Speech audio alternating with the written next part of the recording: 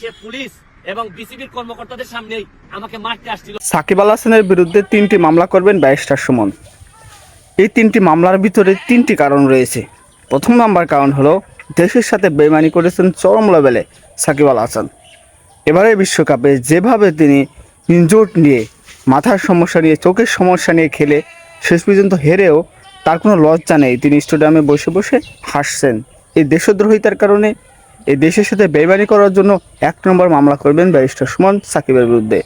2 নম্বর মামলাটি করবেন দেশের অনেক ক্রিকেটারকে নিয়ে ষড়যন্ত্র করেছেন সাকিব আল হাসান।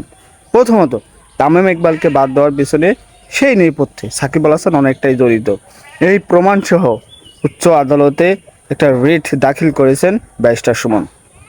3 নম্বর যে মামলাটি করবেন সেটি হলো বাংলাদেশের বিভিন্ন প্রান্তে যে জুয়ার প্রচলন তার অ্যাডের মাধ্যমে, তার স্পন্সরের মাধ্যমে ছড়িয়ে দিয়েছেন। এদেশের তরুণরা ক্ষতিগ্রস্ত হয়েছে, এদেশের অসংখ্য মানুষ আজ গৃহহারা হচ্ছে, এদেশের অসংখ্য মানুষ, এদেশের অসংখ্য তরুণ তার কাছ থেকে এই নেগেটিভ জিনিস শিখে এখন তারা জুয়ার ব্যাটিং সাইটে, 1xBet বিভিন্ন ব্যাটিং সাইটে তারা জড়িয়ে যাচ্ছে। সুপ্রিয় দর্শক, ব্যারিস্টার সুমনের এমন কর্মকাণ্ড বা সাকিব আল হাসানের বিরুদ্ধে যে অ্যাকশন, সেটা আপনারা কেমন করে দেখছেন অবশ্যই কমেন্টে জানাবেন।